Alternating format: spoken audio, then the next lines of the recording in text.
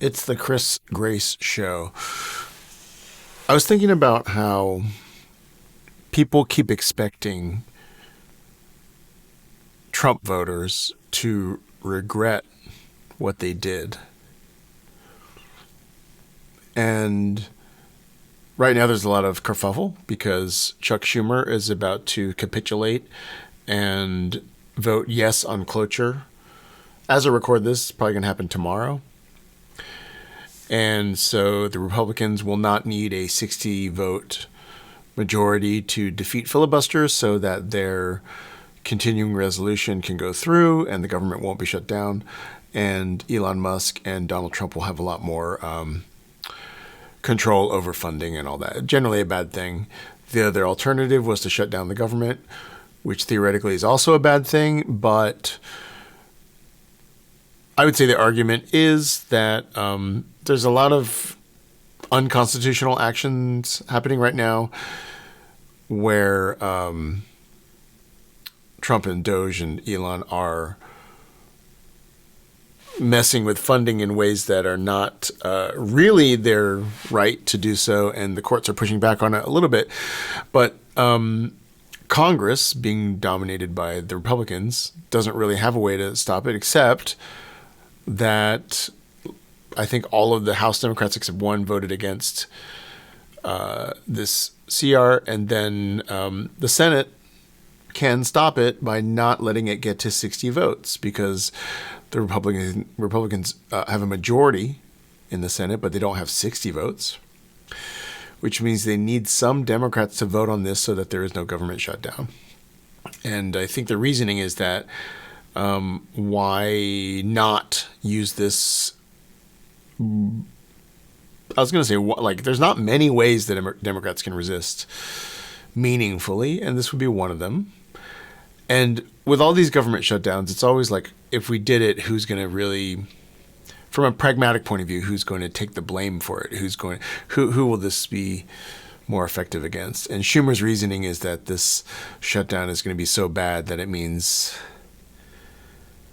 It's a weird argument because, and I don't know all the ins and outs, but basically his argument is the shutdown is bad because Trump and Elon will get to do whatever they want with funding.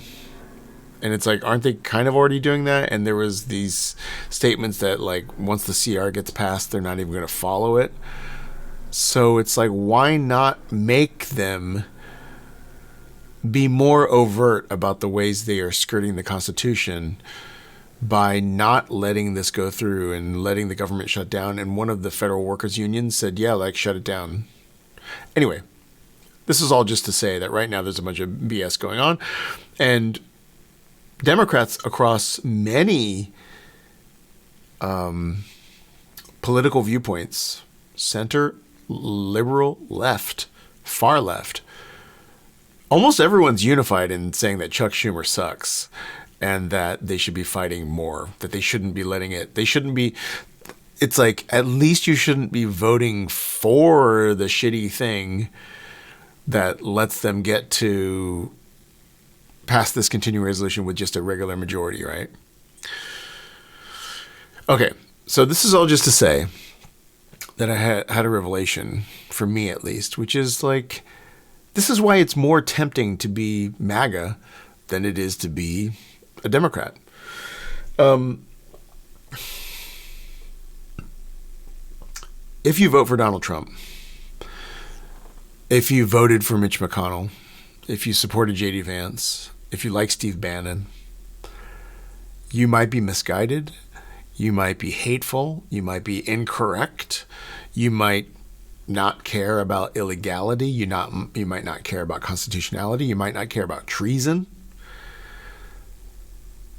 But there's one thing that you have, which is that you vote for somebody and then shit happens. You voted for somebody and Roe versus Wade was overturned. You voted for somebody and Supreme Court justices got on the court to support you. You voted for somebody and they're destroying the federal government. If you're voting for Trump, you can't say that you voted and you're not seeing results. Maybe like 1 month, 3 months, 6 months, 12 months down the line, maybe those results are really going to hurt you. Maybe. Probably. But they'll also hurt a bunch of other people, right? And on top of that, a bunch of people you hate, which are these liberal and left gay balls, are also getting really mad. You're getting everything you want. Like, think about how potent your vote feels when you are on that side. You win. The enemy gets mad. And then the guys that you vote for really go in and fuck shit up. That's not a thing on the Democrat side. And it's annoying because Schumer was elected in 2022, which means he has a 6-year term. He's not up again until 2028. And these senators are insulated in a way, which is probably electorally the intent, right? They're not supposed to be up every 2 years. But it is annoying that you can't really effectively primary Schumer in any meaningful way and anytime soon. But yeah, I was just thinking about this because there's a lot of I saw friends post that just said, hey, when are you going to apologize for voting for Trump? If the economy goes down, if we go into a recession, if we're in a bear market. And I wouldn't. If you voted for Trump, why would you apologize? It's going well. Everything is wrong about it, but in terms of representing his constituency, maybe not in terms of what is actually good for them, but representing his constituency in the sense of you voted for action and you're getting action. I would argue that it has to be way more satisfying to have voted for that side. Anyway, I hope you're doing well. And Chuck Schumer sucks. What I really want to have happen is I wish there was a Game of Thrones like betrayal where he votes yes on cloture and then the Democrats actually rally behind like Tina Smith from Minnesota or my guys, Padilla and Schiff from California. I believe they're both voting no on cloture. So, also in a certain way, it's like I can talk to my reps, but my reps are I think going to do what I want them to. So I can call their offices and just say like, great job. But it would be cool if they somehow deposed Schumer as well. I don't know any of the internal politics. I'm sure they're all buddies in a way and they don't want to do that or whatever dumb reasons. Anyway, this show's not going to be about politics every single week, is it? I wanted to say that I was in Portland for 3 days this week doing a site visit. I'm doing Chris Grace and Scarlett Johansson at the Portland Center Stage, May 11th to June 22nd. And I haven't been to Portland in 10 years, and I was back, and it was cold and rainy, and I enjoyed it. I like Portland very much. The theater is beautiful. I'm going to be staying walking distance, literally 3 blocks from the theater. I'll be there for 7 weeks in Portland. It's going to be delightful. And I heard there's a big board game community there. Oh, here's the other news in my personal life is that I went to the Vegas convention, Dice Tower West, last week. I was a guest storyteller in the Blood on the Clock Tower area. And I actually kind of reinvigorated or invigorated, I would say invigorated for the first time, really, a genuine interest in board games. Now, this would sound crazy to you if you saw how many board games I own. But it wouldn't sound crazy to you if you knew how few of those board games I've played. The number of board games that I have purchased because I heard they were good and then they sat on a shelf for 6 months, a year, 3 years, and then they were given away to someone else because I never played them is high. But at the board game convention, I ran a lot of Blood on the Clock Tower, and then I got to, What happened to my screen? This happened the last time. Okay, we're still going. I ran some Blood on the Clocktower, and then I had carved out some time for myself to go to the regular board game area and do some demos. Or not demos. I mean, not demos like new games. One of them is new, but more like someone from the company is teaching you the game, not necessarily new.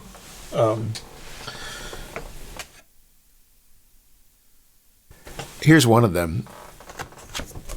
Sherlock, the game is afoot. Here's what I played. I played Sherlock, the game is afoot. I played Feed the Kraken. I played Last Lantern. I played Risk Strike. I played This Game is Killer. I think I played one more. And I can't remember what it is. Anyway, this was a really fun way to learn games, and way better than trying to open a game and read the instruction manual. And I bought this game, Sherlock, the game is afoot, and it's not released yet. And that was all the room I had for it in my bag, because I flew Spirit from Burbank to Vegas, which I do recommend because it's very cheap, but you can only bring a very small bag, which is good, because then I didn't spend a lot of money on games. This is just to say that I'm kind of interested in games again. Feed the Kraken was really fun. This game called Last Lantern that I played is not out yet. It was very interesting, very fun. Risk Strike was pretty good. This Game is Killer was pretty good. There's another one that I'm forgetting. And it made me think, I want to make some content on my, not here, but on my Noobs on the Goof Tower stream. I want to make some content about other board games, and I want to maybe do some reviews or playthroughs or whatever, because there were a lot of Blood on the Clocktower streams when I started Noobs on the Goof Tower, maybe about a year and 2 months ago. But I feel like I have the ability to make stuff that is as good or better than anybody else, and I think we've gotten a following for Noobs on the Goof Tower based on just having fun and trying to be smart and clever and witty and entertaining. And I have watched a fair amount of these board game channels and reviews and stuff, and I have thought, actually, there's not a lot of content for someone who's sort of just getting into the hobby, which I would consider myself to be that, even though I own a lot of games, right? I feel like they speak very deeply about gameplay in a way that is, like, I barely understand what they're talking about sometimes. They are at a level where they're just very in deep with these things. And I just think there's another slot for content for people that are in between playing Monopoly and Catan and Wingspan, but aren't like playing Terraforming Mars every week, you know? And I actually don't see a lot of stuff in that niche. Also, I'm very skeptical about how many reviews these people put out. I don't mean these people in an antagonistic way. I just mean in the content I've watched before. After having played these games over the weekend, where I had, like, you know, one game of exposure to them, and I thought, oh, I think I would need to play Feed the Kraken 5 times before I had a real, my opinion is it's fun, and I ordered a copy that won't get here for months because it's like delayed. It's like, you know, slow to print, right? But to have a nuanced opinion, to have to be able to give it the difference between a 6, 7, 8, 9, or 10 on a 10-point scale, I think I'd need to play it at least 5 times. And maybe when you're really great at board games and you've just played a lot of them all the time, you can only play a game twice and get that. But at the rate that people put out reviews, I'm really skeptical that people are playing them to any depth when they make these reviews. Anyway, this is just to say, I sent a proposal to a friend of mine to say, hey, I'd actually like to make some noob-ish board game content. And I'd like to either rent your studio to do it, or I'd like to do it as a part of your channel. And they are considering. So that happened, and then I went to Portland, and we did the site visit at Portland Center Stage, which went very well. We saw The Light on Tuesday night, and we saw Who's Afraid of Virginia Woolf as well. Both very good productions. Who's Afraid of Virginia Woolf? Very weird play. I've seen the movie. I'd never seen the play before, and realized it's. All I'll say about Virginia Woolf is you could call it improv gone wrong. Okay, let's talk about something positive. I'm reading a really good book that I want to tell you about. It's part of a book club that I'm doing on my Patreon. Patreon.com/ChrisGraceComedy. It'd be great if you joined and came and talked about the books we're talking about. And I've talked about it before. I've been telling people about it for the last 2 weeks because I've been reading it. I apologize if I've told you about it before, but I'm about halfway through Martyr by Kaveh Akbar. And I love listening to audiobooks. Yes, I consider it reading. I don't know, whatever. I'm taking in the book. I'm consuming this book. And this is our pick for this month. Come to our Discord and talk about it. That'd be great. If not, though, it really is a good book. It's a beautiful book. I mentioned in our Discord that I immediately got the sense of good-handedness. Good-handedness being this concept that you are experiencing a work of art and feel that you are in good hands as soon as it starts. And I do feel that way. The audiobook is read by my friend Ariane Moyed, who I used to be in an improv group with back in New York. We used to be in a group called Bold-Faced Liar, going back to the day. And it's I didn't know that he read the book, and so I got it from Audible, and it was amazing that he is reading the book, which is great. The book is so good so far, and I mean, I've heard excellent things about it, so I don't imagine it won't be.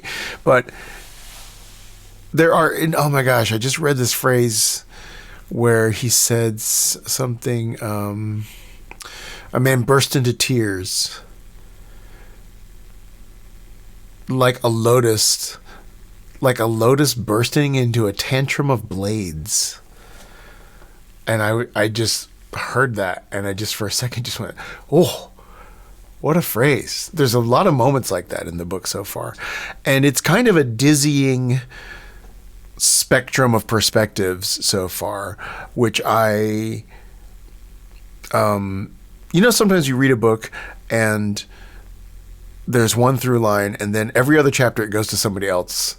Like watching that movie Julie and Julia, where you just care about the Julia Child stuff, and the modern day blogger woman, you're just like, whatever. Can we just get back to Julia Child?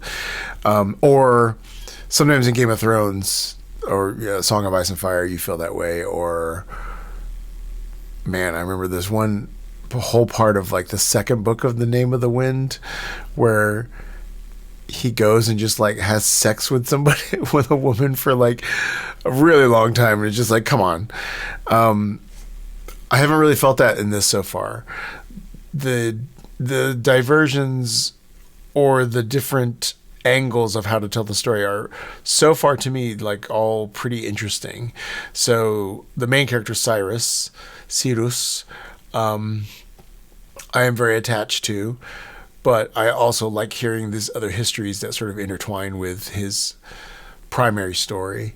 And even these like kind of wild dreams that get described have been pretty interesting. And then I just noticed a parallel between Cyrus has a dialogue with a pretty interesting character, and he also has these dreams where these characters have dialogues with each other, people that you wouldn't expect to talk to each other.